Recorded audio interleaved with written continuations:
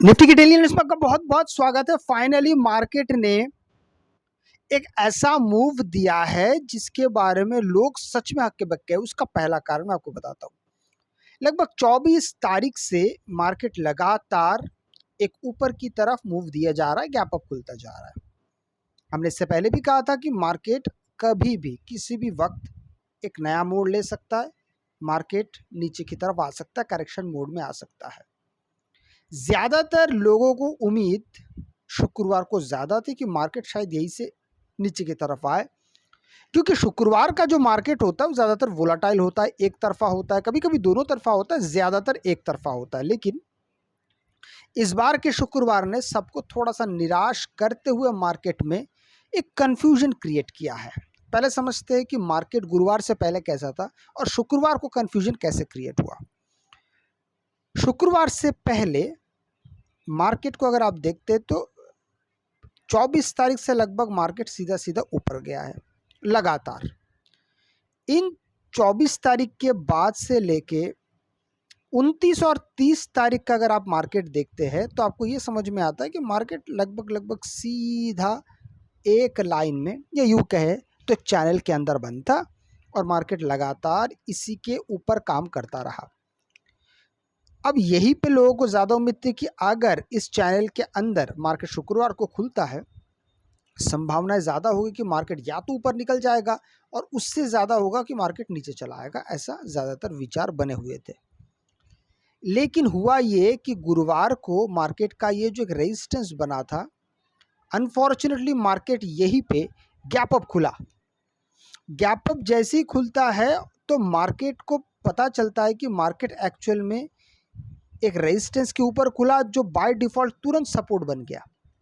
यही वो जगह था जहाँ पे मार्केट, कंडीशन ये थी कि मार्केट तो यहाँ से सीधा नीचे आने का था, लेकिन मार्केट जैसे ही गैप अप खुलता है तो यहाँ पे बहुत देर तक, लगभग 12 बजे के आसपास तक मार्केट एक मूव बनाता है और उसके बाद धीरे धीरे फिर वो ऊपर की तरफ जाने लगता है। पर सस्टेन न कर पाने की वजह से लगभग 24,000 450 के आसपास अगर आप देखते हैं तो कंप्लीट, अगर मैं बात करता हूँ तो हाई को अगर मैं देखता हूँ तो लगभग मार्केट 24,070 के आस 25-30 के आसपास है। 24,430 के आसपास मार्केट वहाँ से रिटर्न आना शुरू करता है और धीरे धीरे जब तक आता है वो इस इम्पॉर्टेंट ट्रेंड लाइन जो मार्केट को सपोर्ट दे रहा था, मार्केट उसके नीचे चला आता है। और फिर यहीं पे लगभग मार्केट आप देखेंगे पौन घंटा रुकता है, पर मार्केट की ये ताकत नहीं बनती कि मार्केट इसके ऊपर चला जाए। अब प्रश्न आता है कि कल मार्केट क्या क्या कर सकता है।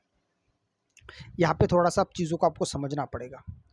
हम लोग जितने भी दिनों को देख रहे थे तो लगभग मार्केट में सीधा ऊपर की तरफ मूव था। पिछले 2-3 दिन का भी अगर डेटा देखते हैं, कल का डेटा अगर देखते हैं तो यहाँ पे एक तो बिकवाली आई, कहाँ से 24,425-30 के आसपास से, और मार्केट सीधे नीचे आया और ट्रेंड लाइन के नीचे रुका हुआ है। अब अगर मार्केट कल के दिन गैप डाउन खुलता है, शुरुआत का आधा घंटा अगर मार्केट नीचे की तरफ जाना चाहता है, ऐसे समय पे एक बात आपको बिल्कुल याद रखनी होगी। वो क्या चीज़ कि मार्केट में फिर करेक्शन का दौर शुरू हो सकता है।